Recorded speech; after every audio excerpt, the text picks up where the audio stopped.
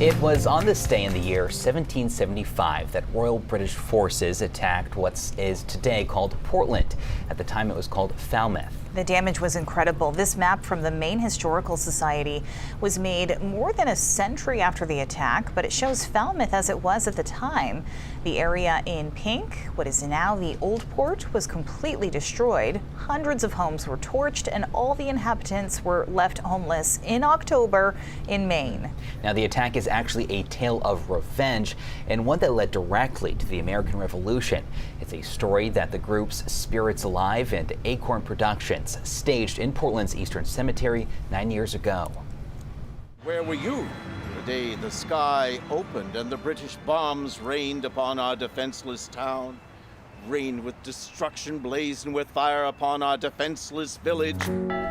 Now, when telling the story of burning of Falmouth, this production used people who are still buried in the Eastern Cemetery. Some of them were loyal to England, some of them wanted to separate. The anti-crown crowd was rowdy. The Battle of Machias was in June, and men from Maine actually captured a British ship, and local laws were passed that widened the division. So the monarchy decided an example must be made. Bill Green picks up our tale at Alice Greeley's Tavern.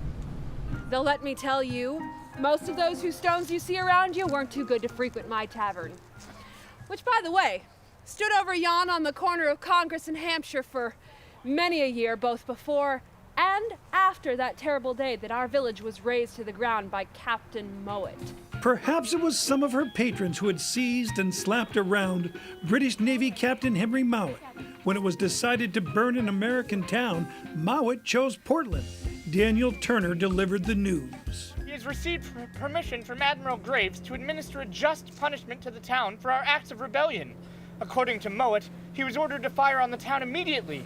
But from feelings of humanity, he has decided to give us a brief period in which he termed to remove the human species from the town. How long is this brief period to be? 2 hours.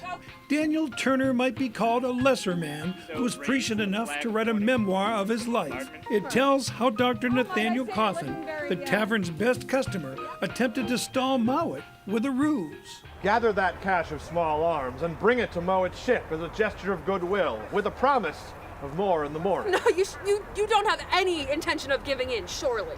Surely.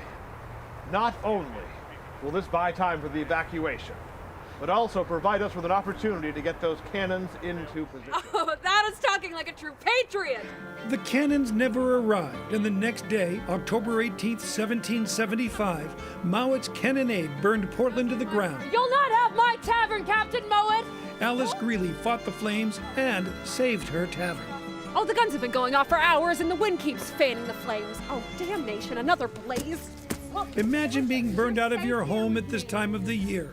This sweet little play brings the atrocity, the only individual act mentioned in the Declaration of Independence, to life for patrons and actors. But the British plan backfired. The Royal Navy thought that the bombardment would destroy the morale of the coastal towns.